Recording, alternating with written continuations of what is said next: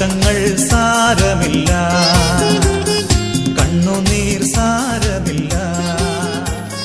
നിത്യ തേജസ്സിൻ ദൈവത്തിന് മഹത്വം. ക്രിസ്തുയേശുവിൽ ഒരിക്കൽ കൂടെ ഏവർക്കും സ്നേഹ വന്ദനത്തെ അറിയിക്കുന്നു. റോമാലേഖനം 8:18 മുതൽ 22 വരെയുള്ള വാക്യങ്ങളിൽ പ്രകാരം നമുക്ക് കാണാം: നമ്മിൽ വെളിപ്പെടുവാനുള്ള തേജസ് വിചാരിച്ചാൽ ഈ കാലത്തിലെ കഷ്ടങ്ങൾ സാരമില്ല എന്ന് ഞാൻ എണ്ണുന്നു. സൃഷ്ടി ദൈവപുത്രന്മാരുടെ വെളിപ്പാടിനെ ആകാംക്ഷയോടെ കാത്തിരിക്കുന്നു. സൃഷ്ടി ദ്രവത്വത്തിന്റെ ദാസ്യത്വത്തിൽ നിന്ന് വിടുതലും ദൈവമക്കളുടെ തേജസ്സാകുന്ന സ്വാതന്ത്ര്യവും പ്രാപിക്കും എന്നുള്ള ആശയോടെ മായയ്ക്ക് കീഴ്പ്പെട്ടിരിക്കുന്നു. മനഃപൂർവമായിട്ടല്ല, അതിനെ കീഴ്പ്പെടുത്തിയവന്റെ കൽപ്പന നിമിത്തമത്രേ. സർവ സൃഷ്ടിയും ഇന്നേ വരെ ഒരുപോലെ ഞരങ്ങി ഈറ്റുനോവോട് ഇരിക്കുന്നു എന്ന് നമുക്കിവിടെ കാണുവാനായിട്ട് കഴിയുകയാണ്. അതെ, ഈ ഭാഗങ്ങൾ വളരെ വ്യക്തമായി നമ്മോട് പറയുന്നത് ഈ പ്രകൃതി തന്നെ ഇപ്പോൾ ഒരു അടിമത്വത്തിൽ കഴിയുകയാണ്. അഥവാ സർവശക്തനായ ദൈവം ഈ പ്രപഞ്ചത്തെ ഇപ്രകാരമായിരുന്നില്ല സൃഷ്ടിച്ചിരുന്നത് എന്ന് നമുക്ക് ഉൽപ്പത്തി പുസ്തകം 1-ാം അധ്യായത്തിൽ നിന്ന് പഠിക്കുമ്പോൾ വളരെ വ്യക്തമായി മനസ്സിലാക്കുവാൻ കഴിയുന്ന സത്യമാണ്. എന്നാൽ ആദാമവ്വമാരുടെ ലംഘനം നിമിത്തമായിട്ട് ഭൂമിക്കും മാനവകുലത്തിനും സംഭവിച്ചതാകുന്ന പരാജയവും ശാപവും അവിടെ നമുക്ക് കാണുവാനായിട്ട് കഴിയും. അങ്ങനെ സൃഷ്ടി പോലും അത് ഒരടിമത്വത്തിൽ കഴിയുന്ന, വീണ്ടെടുപ്പിന് വേണ്ടി ആകാംക്ഷയോടെ നോക്കി കാത്തിരിക്കുന്ന ഒരനുഭവമാണല്ലോ ഈ വാക്യങ്ങളിൽ നമുക്ക് കാണുവാനായിട്ട് കഴിയുന്നത്.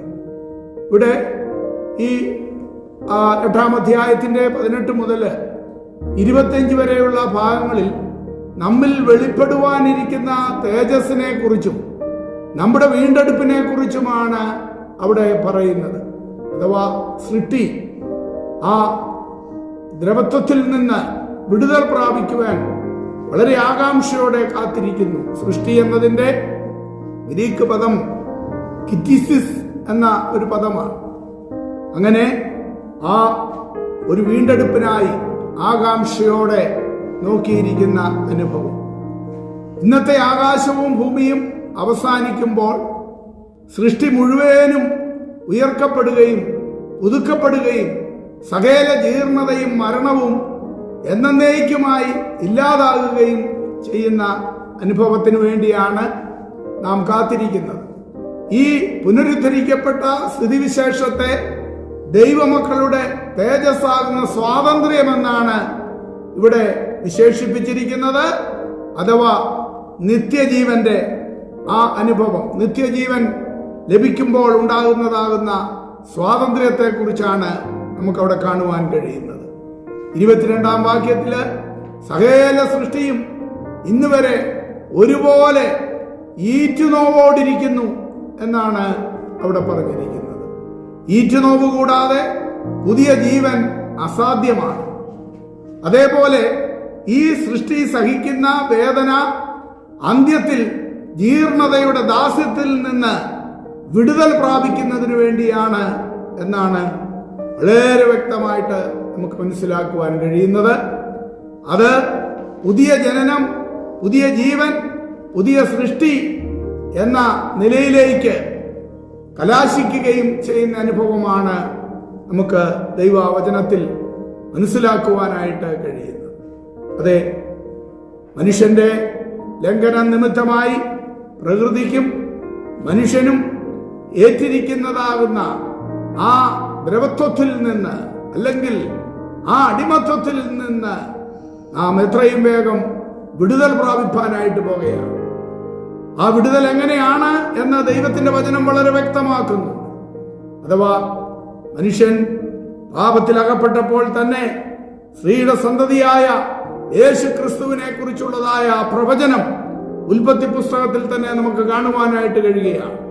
അങ്ങനെ അഥവാ യേശു കർത്താവ് ഈ ഭൂമിയിൽ കന്യകാ ജനനമെടുത്ത് യഥാർത്ഥമായി മാനവകുലത്തിന്റെ പാപം മുഴുവനും തന്റെ മേലേറ്റിക്കൊണ്ട് ആ ലംഘനത്തിൽ അകപ്പെടുത്തിയ ദുഷ്ടശക്തികളെ ക്രൂശിൽ പരാജയപ്പെടുത്തി ആ നിത്യജീവന് നമ്മെ ഓഹരിക്കാരാക്കി അവകാശികളാക്കി തീർക്കുവാൻ ഇടയായ അനുഭവമാണല്ലോ ദൈവവചനത്തിൽ നമുക്ക് വ്യക്തമായി കാണുവാനായിട്ട് കഴിയുന്നത്. അതേ പ്രിയമുള്ളവരെ, ഇന്നും പാപത്തിന്റെ അടിമത്തത്തിൽ കഴിയുന്ന അനേകരുണ്ട്.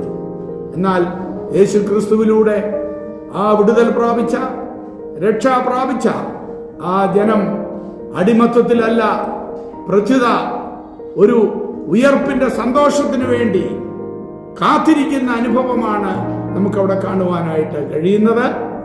ആ അനുഭവത്തിൽ നമുക്ക് എത്തിച്ചേരുവാൻ കഴിഞ്ഞത് എത്രയോ ഭാഗ്യകരമായ അനുഭവമാണ്.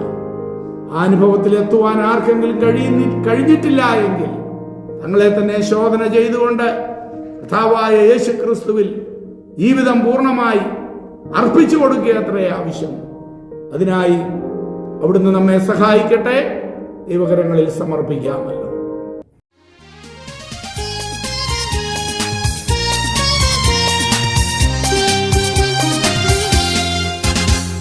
പ്രിയന്റെ വരവിൻ ധ്വനി മുഴങ്ങും, പ്രാക്കളെ പോലെ നാം പറന്നുയരും.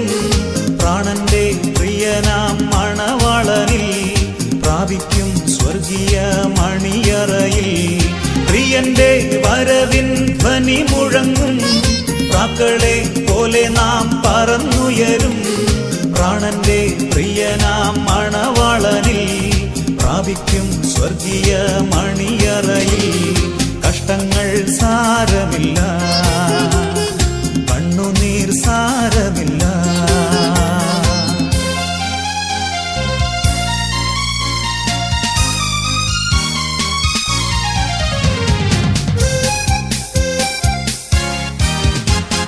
യുദ്ധവും ക്ഷാമവും ഭൂകമ്പങ്ങളും യുദ്ധത്തിൻ ശ്രുതിയും കേൾക്കുന്നില്ലയോ?